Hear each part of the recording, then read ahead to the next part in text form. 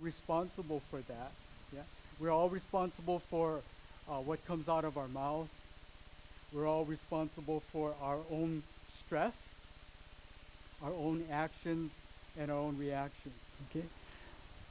Um, what we cannot control is we cannot control our kids. We can influence our kids, but we cannot control them. Okay. Uh, and that's really important to remember. Even God could not control Adam and Eve. He gave them choices. And he gave them that freedom. Okay. Um, we have an enemy, and there's a spiritual war going on. And what we can get caught up in is we can think that our teen is our enemy. But our enemy is really not our teens, right? Not our teenager. It can seem like that. But in the larger scheme of things, there's a spiritual war going on. And the enemy, Satan, doesn't want us to have good relationships. In fact, he wants to break us up. Because we reflect the image of God. We reflect the image of God, and the enemy hates that. Okay? So bear in mind that there is a spiritual war going on, and your teenager is not your enemy. Okay? Another thing that you think about lessons from the Garden of Eden is that we are prone to certain habits. We are creatures of habit. And one of the things we can do is we can get into this pattern without realizing what we're doing and without thinking that what we're doing is not only prolonging the problem, but it can make the problem worse. And one of the things that is so common is that we get into this pattern of blaming. Remember in the garden, Adam blamed Eve, the woman you gave me, she's the one who made me eat. And Eve blamed the serpent. And we can get into this pattern of blaming that's so common in families, and it's so common in parenting. And one of the habits that I got into was lecturing my kids. Because I thought that's the way to get my point across. And if they're not, doesn't look like they're getting what I'm saying, if it doesn't look like they're hearing what I'm saying, then what am I going to do? I'm going to get louder because they cannot hear what I'm saying. And if it doesn't seem like they're understanding what I'm saying, then I'm going to have to repeat myself. And maybe say it in different ways, but I'm just going to have to repeat myself. And there are times, kind of embarrassed to admit this, but there are times when I'm lecturing my kid and I'm saying to myself, wow, that was good. Wow, how'd you think with that? Wow, you're really on a roll. Keep it going, man. And I'm thinking about that. It's about what I feel like I'm doing, and I don't realize that my son has this glazed look. Like what Dr. Hill talked about. After a while, they just have this glazed look, and nothing's really going in. But we just get into this pattern. And Albert Einstein said, insanity is doing the same thing over and over again, expecting different results. And we don't think that maybe there's another way to approach this. Yeah? And so hopefully you get some ideas about how to do that. So we get stuck in patterns that don't work. So we have to look to God for His truth, His strength, His wisdom. When my kids were teens, I don't think I cried out to God as much as I did when my kids were teenagers. Crying out to God for help, for wisdom, for support, right? For mercy. So we have to really depend on God, because parenting is an art. It's not a scientific formula. Right? There are principles that we can follow. There are truths that we can follow. All truth is God's truth. Yeah. Sociological truth, psychological truth, biological truth, all truth is God's truth. Yeah, truth comes from God. And we can learn truths that maybe we don't know about, and how we can apply those truths to our teen relationships. In thinking about the big picture, keeping it all in perspective, Again, our teens are going through a process of individuating, a process of becoming their own person. That's really what it's about. They're trying to find their own identity and to own their values. Teen years are it's this process of becoming responsible for themselves, learning self-control. We have to give them freedom to learn self-control. Yeah? Instead of trying to control them, they're going through this natural process of becoming their own person, developing independence so that one day they create their own family and so that they have their own kids and continue the process, right? Families that glorify God. The most significant factor that studies have found that contribute to a teen holding on to their faith is the relationship with their parents. The kind of relationship that they have with their parents is one of the most, if not the most, important factor for holding on to their faith in the Lord. And just thinking about the big picture, there are basically three types of family relationships. Okay, on the one hand, you can have detached relationships where family members are disconnected from each other. There's no emotional connection. Detached, disengaged, okay, cut off from each other. Then on the other extreme, you can have family members who are enmeshed, who are entangled with each other.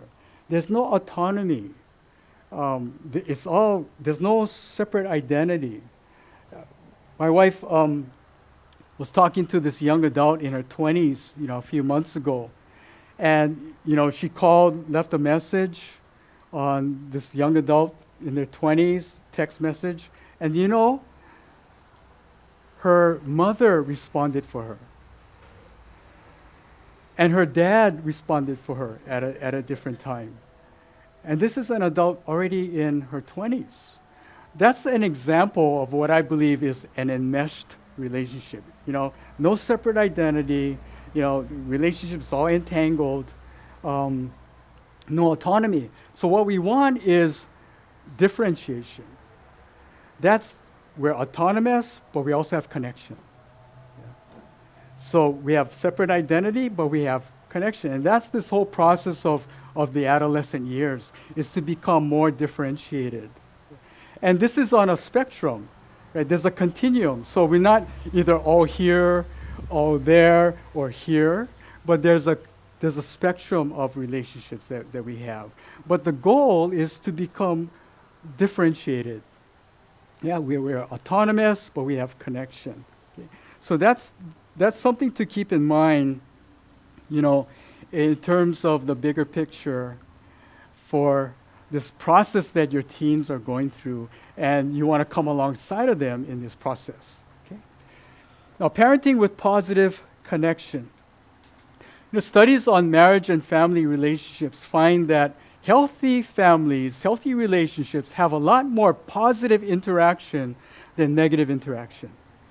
In fact, for every negative interaction that you have, like you have to correct, or you have to give negative feedback, for every negative interaction, you need at least 5 positive interactions to offset that negative interaction. So you need a lot more positive interaction than negative interaction. Think about your relationship like a bank account. In your bank account, you want to have a lot more deposits going in than withdrawals, right?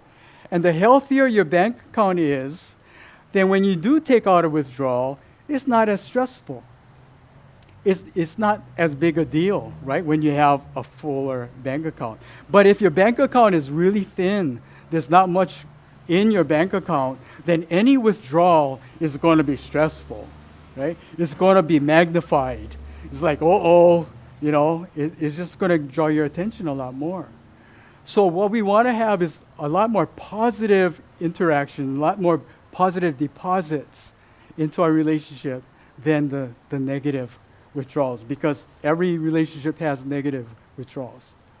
And we can be proactive, intentional about the positive interactions, the deposits that we make. Yeah. So think of your relationship with each family member. If you have a spouse, with each child, you have an emotional or relationship bank account. Okay? Putting in more deposits than withdrawals. And that's what we're going to talk about. Okay? Now, secondly, one of the most important factors to build and maintain positive connection with your teens is to be a safe person. If you think about what kind of person would you be more inclined to open up with, to share what you're feeling? You're feeling sad, feeling afraid, feeling hurt. What kind of person would you open up with? And that's the kind of person we want to be as parents to our teens, as spouses, to our husband or to our wife. To be a safe person who people are more inclined to open up with. Okay? Our role as parents become more like a coach or a mentor or maybe even a counselor, yeah, as they navigate through the adolescent years and try to find their way. If we want to have heart-to-heart connection, if we want to see our child open up their heart to us, okay, be a safe person. That's what we have to learn, how to be more of a safe person. So we're going to quickly cover 5 aspects for positive connection: acceptance, acknowledgement, activities, affirmation, and attention. Okay? So first of all is acceptance. Appreciate your teen as an individual person. When I think about how I would relate with my kids when they were teens, a lot of times I would forget that they're a person. I would relate to them more like they're an object or a thing. And I would forget that they have physical needs, they have emotional needs, they have intellectual needs, they have relationship needs, they have privacy needs, right? As anybody does. Right? And so we want to treat our teen with honor and dignity and respect, with grace, as we would any other person, right? Just the way that we would relate to somebody else in church or somebody at work, right? That's the way we need to relate to our teens. But I don't know about you, but for me, it was real easy for me to remember that my teen is a person. This is a person with dignity and needs to be treated with respect and honor. And again, keep the big picture in mind. Again, this is a transitional phase.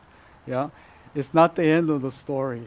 Okay, and that can really help to process through, because as parents, it's real easy for us to just get caught up in the moment.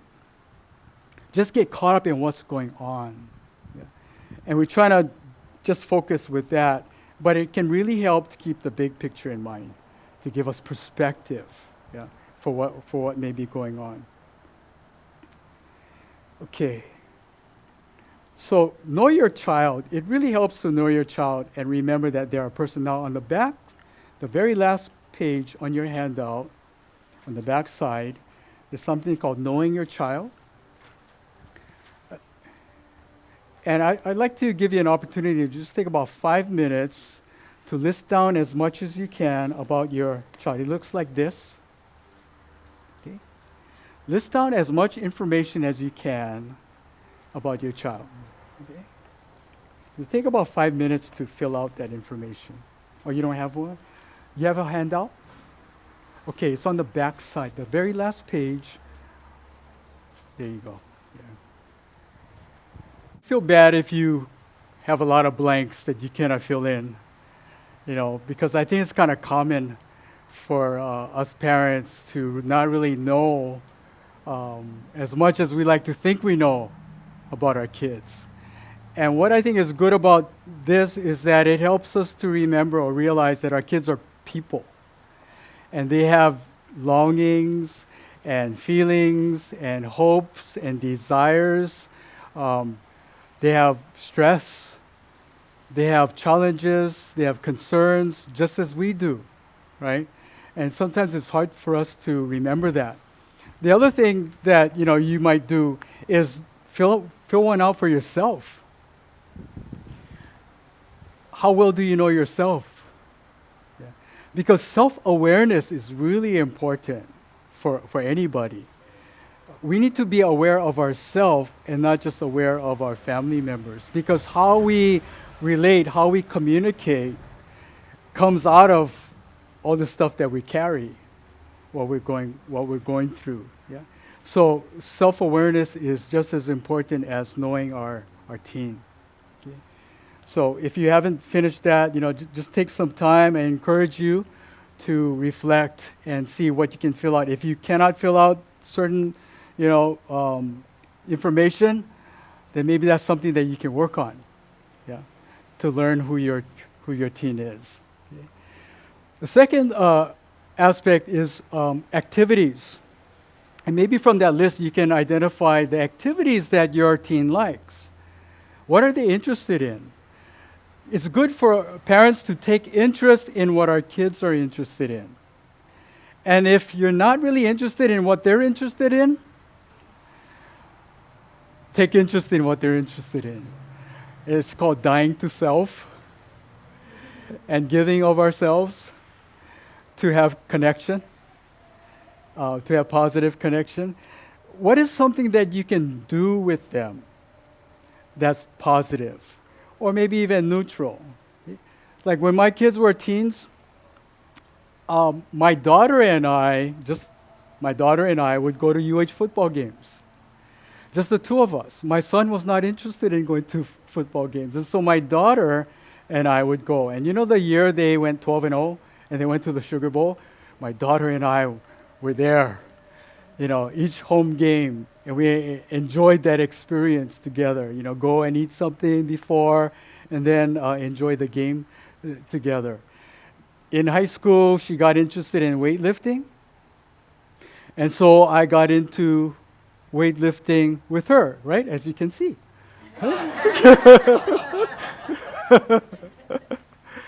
No, because that's what she was interested in. So I would spot her and then she would spot me, and that was just positive, something that we could do together. With my son, he was more interested in music. He played the drums. And so we played on the worship team together.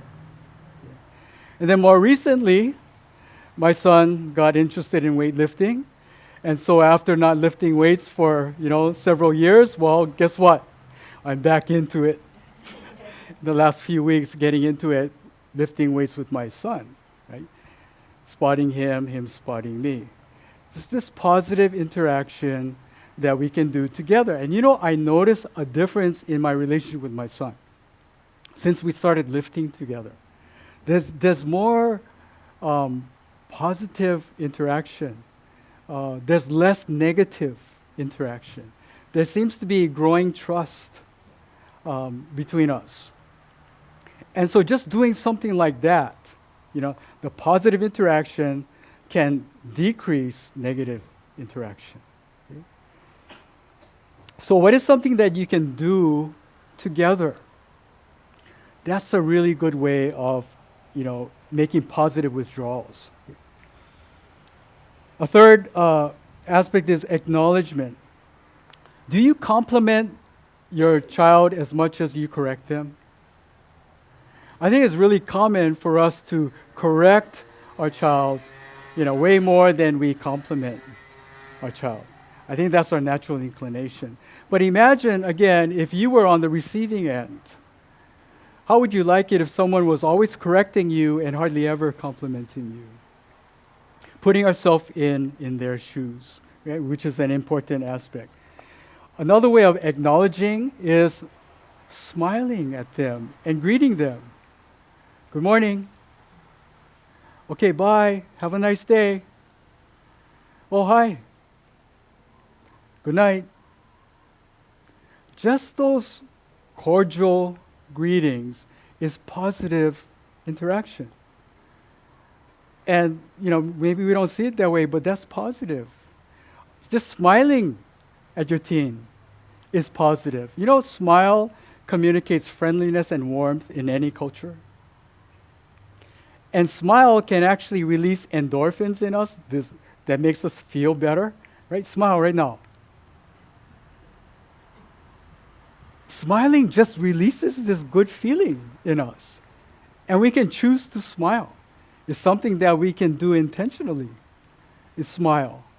And you know that a form of treatment for depression is actually, one form of therapy is making the facial muscles of a person go up, like they're smiling, because it's connected to the facial muscles that releases these endorphins. There was a study done on prison inmates, and they painted smiling faces on each prison wall. And the study found that it decreased violence by 25% in the prison. So something as simple as smiling can be this positive, deposit in our family relationship. Touch your teen. That's another thing. Friendly touch communicates warmth. Babies that don't get touched, newborn babies that don't get any touch, they'll die. Or they'll develop mental, emotional disorders simply because they're not touched. Touch is the first form of communication that we understand, as babies. A doctor that touches their patient is rated as having better bedside manner, as coming across as being more warm and friendly, simply because they touch their patient. So, touching your teen, whether it's a hug or just touching their shoulder, that communicates positive interaction, communicates positive connection. Okay, that can bring down defenses without words. In terms of acknowledgement, also be mindful of your nonverbal communication. 85% of communication is nonverbal and paraverbal. Okay, only 15% of communication has to do with words. 35% is paraverbal. What is paraverbal? Is the tone we use, the volume we use, the speed that we use to talk, the cadence, the tempo, the emphasizing certain words. All of that communicates even more than words. And even more than that, 50% of communication is nonverbal. It's our facial expressions. It's our posture. It's the gestures that we use. It's eye contact. Okay? Those are more significant aspects to communication than even the words that we use. Okay? So imagine if you're lecturing, right, using all these words, but guess what? Your gestures, your facial expression, your posture, the tone, the volume, that has more of an effect on our kids than the words that we use. Okay? So be mindful of that. Okay, another aspect is affection. Now, you got this handout, love languages, and there's one for teens now. And this is just a really quick assessment that you can use to identify what is your teen's love language. Anybody not familiar with the 5 love languages? It's based on this book that was written by Dr. Gary Chapman several years ago. And he found that there are basically 5 love languages. One is meaningful touch. Another one is words of affirmation, acts of service, quality time, and gifts. And each person has a way in which they receive love more than in the other ways. And so it's really good to be able to know what is the love language of our teens. How do they best receive love? How do they best feel love? There's this family in our church, and they did this with their teenage son. And they were surprised at what the love language of this son came out to be. And even their son was kind of surprised at the love language. And it turned out to be quality time. But what happened was the son would then say to his mom now and then, "Mom, I need quality time." He was able to articulate, verbalize what he felt he needed, and his mom would respond, and they spend quality time. And that was like a breakthrough in their relationship. Okay? Simply by identifying the love language and acting and practicing the love language. Another thing that you might think about doing is giving a word picture blessing to your child. Based on this book called The Blessing that was written, kind of a long time ago. I think it's written by Dr. John Trent and Dr. Gary Smalley. And what they came up with was how impactful giving a word picture that describes how you see your child or the potential that you see in your child can communicate in a powerful way, in ways that maybe just simple words cannot. In Genesis chapter 49, verse 9, Jacob said to his son Judah, "You are a lion's cub, Judah. You return from the prey, my son. Like a lion, he crouches and lies down. Like a lioness, who dares to rouse him?" So he used this word picture of this thing to communicate to his son what he saw in his son. In Genesis 49, verse 22, Joseph is a fruitful vine near a spring whose branches climb over a wall. You see, because a picture is worth 1,000 words, right? And we can communicate visibly as well as verbally when we use a word picture. And let me just give you an example of what Michelle, my wife, had for our son Aaron, and what she came up with for our daughter Jessica. This is when they were preteens or teens, I think. So a word picture for Aaron that Michelle had was, "When I think of you, I think of a red sports car. Red because you're full of fire and a zest for life and for God. I see this red sports car picking up passengers one at a time, and you're like that because he's good one-on-one more than in a group. Yeah. You care for people and have a heart for the hurting and needy in dark places who need rest and encouragement. I see the engine of this car, and it represents your warm heart that has much goodness, love, and the capacity for great compassion. This car is well made, of excellent quality and reputation, and I see God taking you many places, navigating gloriously through the twists, turns, hills, and valleys of life because you are favored." Okay? And for our daughter Jessica, she said, "When I think of you, I see the peaceful ocean.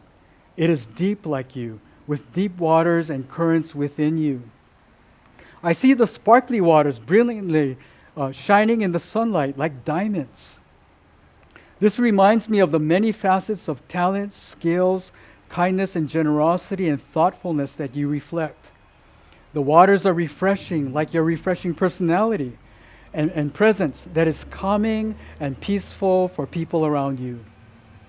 There are also waves that have strength and power to them, as you have amazing power and focus, accomplishing many things with energy and joy."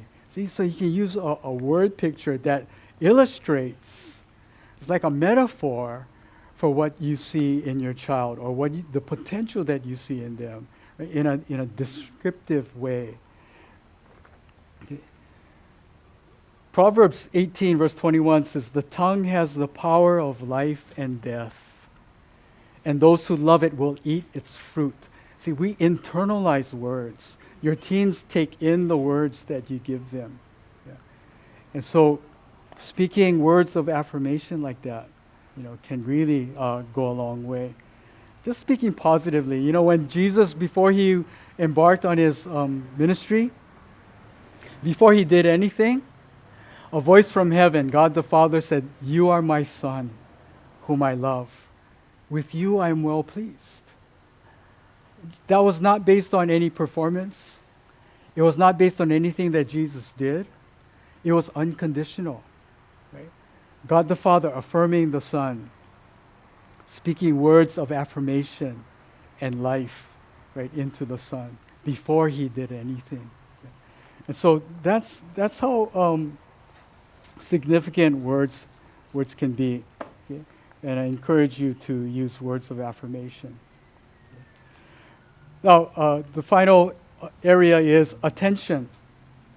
And Dr. Chloe Buckley talked about this on Thursday night, but I just want to add some things to what she shared. Give undivided attention that's free of distractions. Listen and validate. Have empathy. Try to put yourself in their shoes. And let me unpack that a little bit. It's really good and important to help our teens name what they're feeling, identify what they're feeling, label what they're feeling. A problem or a crisis opportunity, if you think about it this way, a problem that they're facing is an opportunity for you to express empathy. That's trying to put yourself in their shoes. And empathy builds intimacy. It builds connection. It builds positive connection with the person. And you can also teach them how to face whatever problem or challenge that they're facing in a positive way, in an emotionally healthy way. Studies have shown that when you label emotions, it can calm the nervous system and speed up the recovery time from any emotional situation. Okay, when you can articulate, you can name what the emotion is, what you're feeling. Children that learn to calm themselves from a young age tend to demonstrate higher levels of emotional intelligence that Dr. Hale referred to. They are able to concentrate better. They tend to have a better academic achievement, get along with their peers better, and enjoy life better overall. Okay? So being able to identify what they're feeling and process what they're feeling. And males have just as many emotions as females do. It may not seem like that. There are male-female differences. But when it comes to emotions, males have just as many emotions as females. In our culture, we males learn to not talk about our feelings, not express our feelings. And if there's any expression of our feelings, it's more like, okay, if we're at a game, we're just exuberant, right? Or we get angry. And we express our emotions of anger, and that's a lot more common. But do you know that oftentimes anger is really a secondary emotion? And what's really going on is fear, sadness, hurt. Those kind of emotions are going on, but it's expressed as anger. Okay, it comes out as anger. I've counseled a number of men who were dealing with drug addiction, alcohol addiction, men who spent time in prison or in jail. And on outward appearance, they can look tough and rough. If you saw them walking down the street, you might want to walk the other way, kind of people. But what I found, man after man, sitting with them, getting to know them, they're carrying fear and sadness and shame and hurt. And that's probably what led to them or contributed to them getting addicted on drugs and alcohol. Yeah. We need to find a way to medicate ourselves, oftentimes. And so we'll look to drugs or alcohol or to pornography, to gambling, to working a lot, to shopping, right? To try to medicate ourselves to deal with the negative emotions that we're feeling, instead of trying to have a more positive way of processing those emotions that are there. We all have emotions. Daughters and sons need to be able to identify, not just daughters, not just sons, but both daughters and sons need help in processing, what they're going through. And again, a problem is an opportunity for you to express empathy that builds intimacy, okay, in your relationship. builds connection, okay, emotional connection. Okay. So what is good is to listen and validate their feelings. And when they share something, it's probably better to make brief observation statements than interrogating questions. Okay? So let's say you see your child maybe more quiet than usual. One option is to say, well, how come you're so quiet? What's the problem? So rude, right? Or you can say, you seem more quiet today. Tell me about your day. And what is good is to ask or to say open-ended statements or open-ended questions instead of yes or no questions that will elicit a yes or no answer. You want to ask a question like, tell me about your day or what happened. Because that gives them freedom to share what they share. And also when you ask a yes or no question, you're probably only going to get a very short answer. And then you're going to ask another question, and you're going to seem like you're interrogating them, right? More than you really mean to. And so it's good to ask open-ended questions. So, for example, so you seem more quiet than usual. Tell me about your day. I pretty much ate lunch by myself today. You ate lunch by yourself today. What do you mean? Well, a little while after I sat down, the students that I usually eat lunch with all got up. They left without saying anything. Really, they just got up and left without saying anything? Well, how did that feel? I don't know. So what is good is to paraphrase and summarize what they said. So soon after you sat down, the fellow students, they all got up, all at the same time, without saying anything, and they walked away. If that happened to me, I would probably feel awkward and wonder, what's up with that? Okay? What was that like for you? See, so again, an open-ended question, right? And if you had a similar experience, you might share it. When I was in high school, I remember a time when my friends didn't include me in what they were doing, and I felt left out. And I felt sad, actually. That actually happened to me. Yeah. So, you try to communicate that you're trying to understand what it's like for them. And you're trying to validate how they feel. Because we all have feelings. We all have emotions, right? So validate their feelings. And Dr. Buckley, in your packet, you should have received this sheet that talks about love, listen with an open mind, validate and encourage. That's an excellent sheet, that you can use as a reference, give you ideas for how to communicate with empathy, to draw your son or your daughter out. Okay. And if you didn't hear her presentation, I encourage you to get the drop card, because that was an excellent presentation, about this whole topic. Yeah. It's also good to refrain from giving unsolicited advice. As our teenagers, they don't like advice, and so it's good to ask permission or to ask if they would like your advice.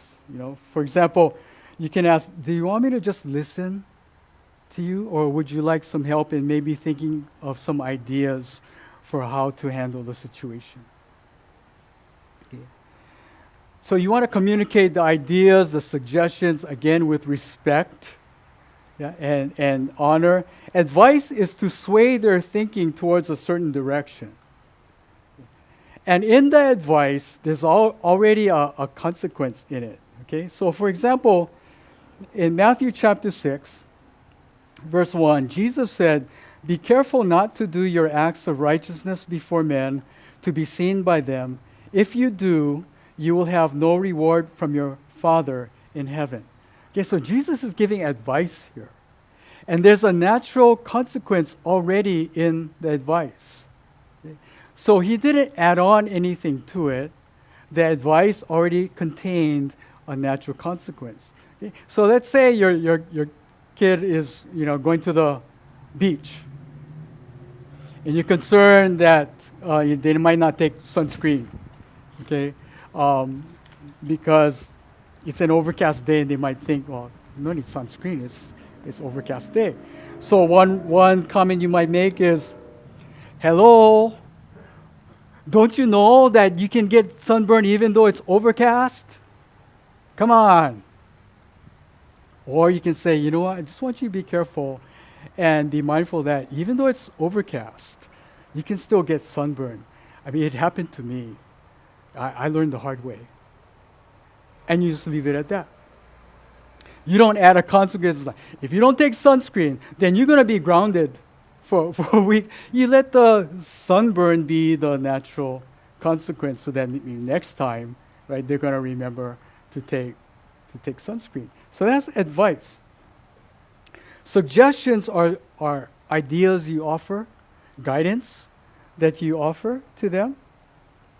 Rather than tell them what to do, you offer to come alongside of them to help them process their choices. So if you want help to come up with some options, let me know.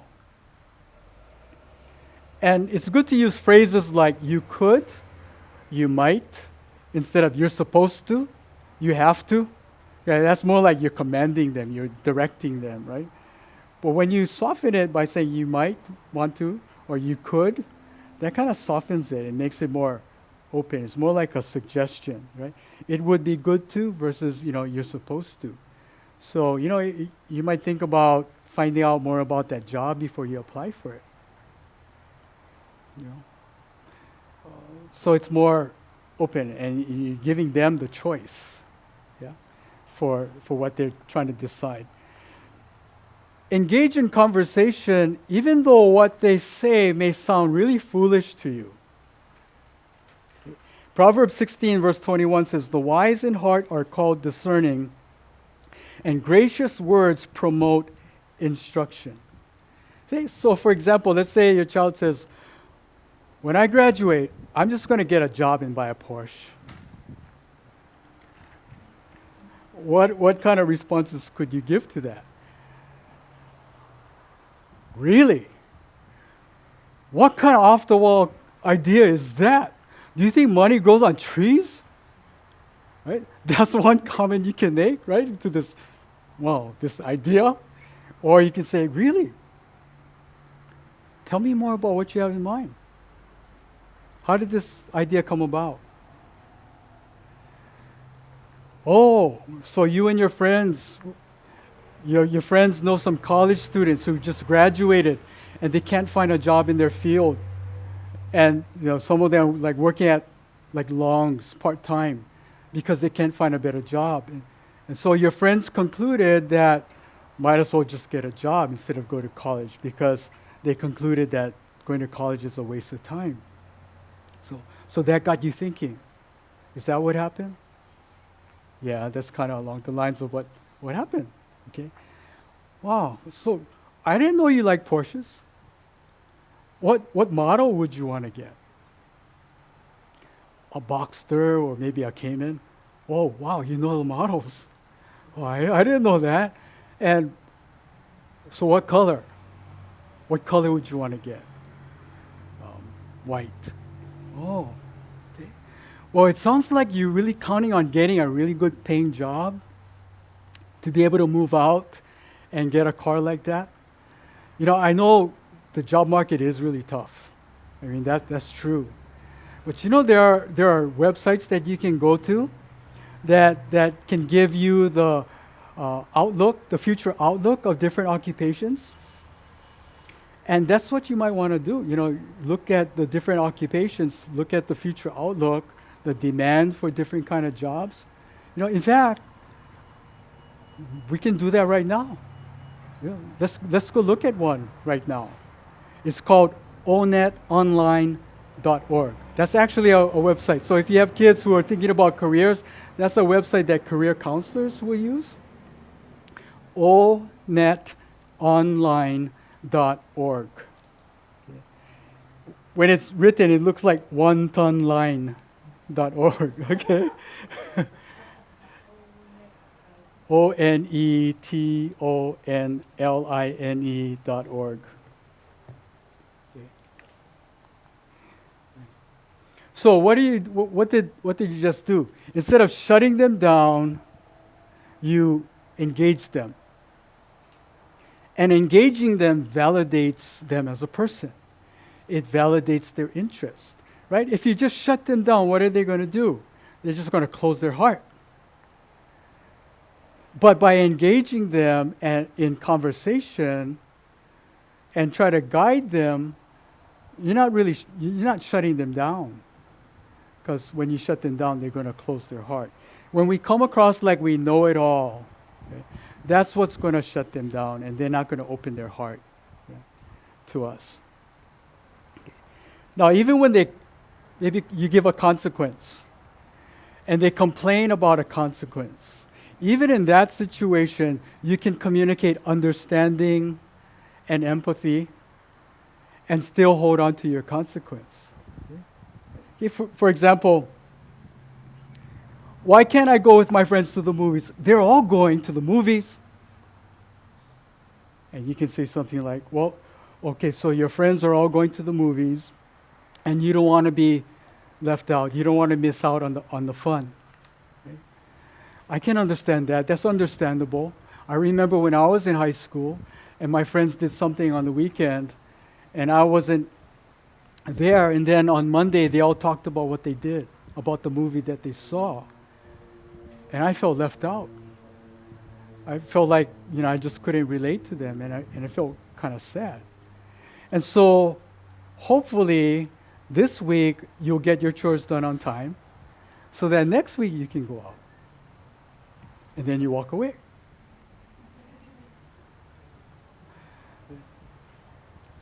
So what did you do?